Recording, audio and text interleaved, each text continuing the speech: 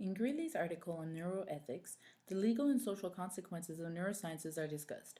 Greeley discusses effects concerning predictions, litigation uses, privacy and confidentiality, and finally, patents. Our presentation will consist in summarizing Greeley's arguments and contrasting them with different philosophical points of view. Issues and predictions. Concerning health, the harm that could come with a revolutionary neuroscience would cause certain people to believe the science 100% accurate, and then they would not bother double-checking.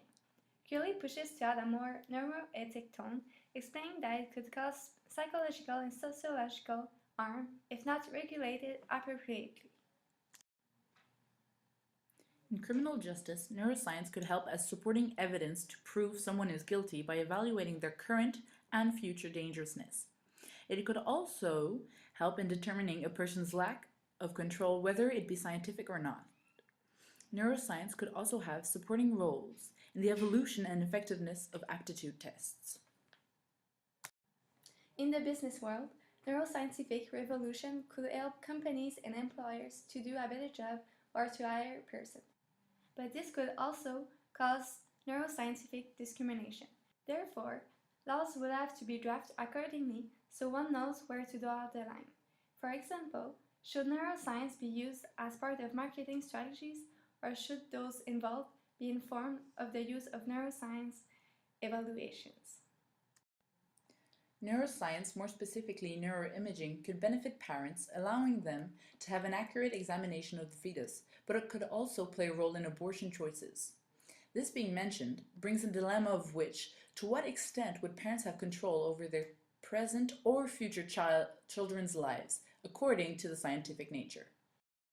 The second part of Greeley's article addresses litigation uses. It discusses the idea that neuroscience might be able to provide relevant and possibly determinative evidence of a witness's mental state at the time of testimony. And it also mentions other possibilities, such as ways of eliciting or evaluating a witness's mental state at the time of testimony or evaluating a witness's memories.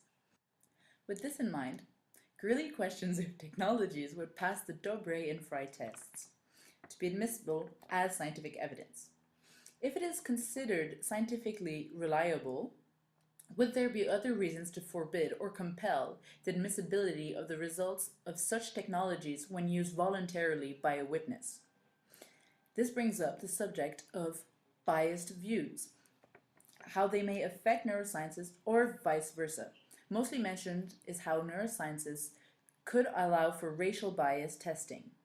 Except not all biased reactions or opinions are dealt with consciously.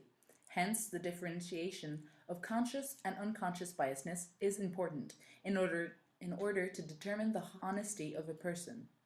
Witnesses, accused, police officers, judges, or jurors are all examples in the legal system that could benefit or be disadvantaged by neuroscience.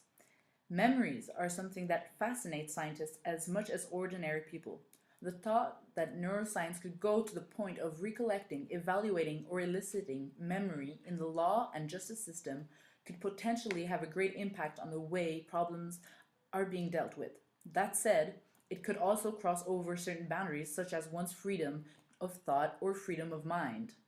Matters such as confidentiality are brought up, elaborating on the sensitivity of the information and who would be authorized to access it.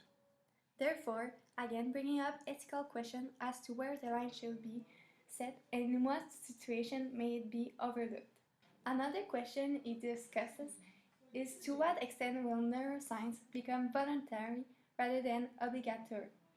For example, neuroscience could be used in the depicting of terrorists as much as the utility it could have in according a student a university scholarship. Neuroscience could even help create more evolved drugs to the point of controlling emotional reactions of a specific individual. Because of this reason, the use in public and private institutions is questionable. Which institute will lead to a proper use of a neuroscientific evolution is challenged. Cross-examining the possibility of regulations that will have to be put in place, to the point of putting out the question whether or not neuroscience would violate completely one's privacy to the point of it being banned. Created using Powtoon.